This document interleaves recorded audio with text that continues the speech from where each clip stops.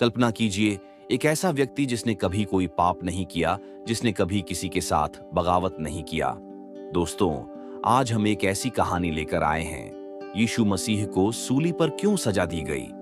यीशु को क्रूस की सजा, एक दर्दनाक लेकिन पवित्र कहानी। यीशु मसीह, जीसस क्राइस्ट, एक दिव्य आत्मा थे जिन्हें ईसाई धर्म में परमेश्वर का पुत्र माना जाता है। उन्होंने जीवन भर मानवता को प्रेम, सत्य, क्षमा और नम्रता का मार्ग दिखाया, परंतु उनका यह सत्य का रास्ता ही उनके लिए मृत्यु का कारण बनाना। एक यीशु की लोकप्रियता और विरोध। यीशु ने जब यह प्रचार करना शुरू किया कि ईश्वर सभी से प्रेम करता है और सभी मनुष्य समान हैं, तो लोगों को यह बहुत अच्छा लगा। वे बीमारों को ठीक करते थे, अंधों को दृष्टि देते थे और भूखों को भोजन।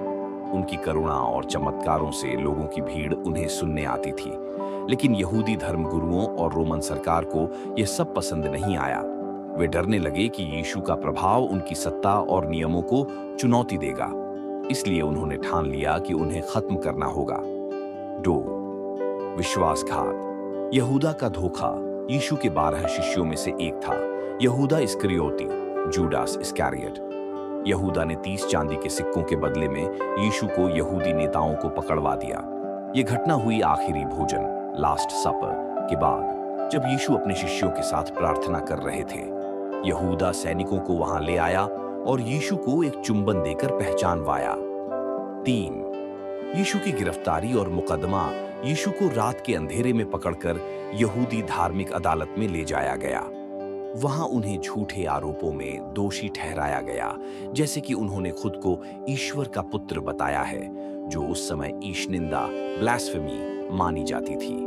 फिर उन्हें रोमन गवर्नर पोंतियुस पिलातुस, पोंटियस पायलट के पास ले जाया गया। पिलातुस ने महसूस किया कि यीशु निर्दोष है, लेकिन भीड़ के दबाव में आकर वह झुक गया। 4. सजा।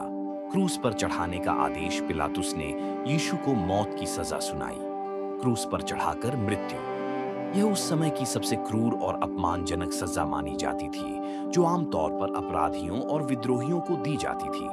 इससे पहले उन्हें बहुत बेरहमी से पीटा गया। उनकी पीठ पर कोड़े मारे गए, उन्हें कांटों का ताज पहनाया गया और उनका मजाक उड़ाया गया। देखो, यह है यहूदियों का राजा। 5वां क्रूस उठाने का कठिन मार्ग, विया डोलोरोसा। यीशु को एक भारी लकड़ी का क्रूस उठाकर शहर की गलियों से होते हुए गोलगोथा नामक पहाड़ी तक चलाया गया। यह रास्ता वाया डोलोरोसा कहा जाता है, जिसका अर्थ है दुख का मार्ग। रास्ते में लोग उन्हें देख रहे थे, कुछ रो रहे थे। एक व्यक्ति साइमन को मजबूर किया गया कि वह कुछ दूरी तक क्रूस उठाने में यीशु की मदद करे। 6. क्रूस पर चढ़ाया जाना, क्रूसिफिक्शन। गोलगोथा पर पहुंचकर यीशु को लकड़ी के क्रूस पर कीलों से ठोंक कर लटका दिया गया। उनके हाथों और पैरों में कीलें ठोकी गईं। क्रूस को खड़ा कर दिया गया और उन्हें ऊपर लटका दिया गया। यीशु ने अपने कष्टों के बीच भी कहा, हे पिता, इन्हें क्षमा कर देना, क्योंकि ये नहीं जानते कि ये क्या कर रहे हैं। उनके दोनों ओर 2 अपराधियों को भी क्रूस पर चढ़ाया गया था। उन तीनों में से केवल यीशु निर्दोष थे। 7. मृत्यु और प्रकृति की प्रतिक्रिया।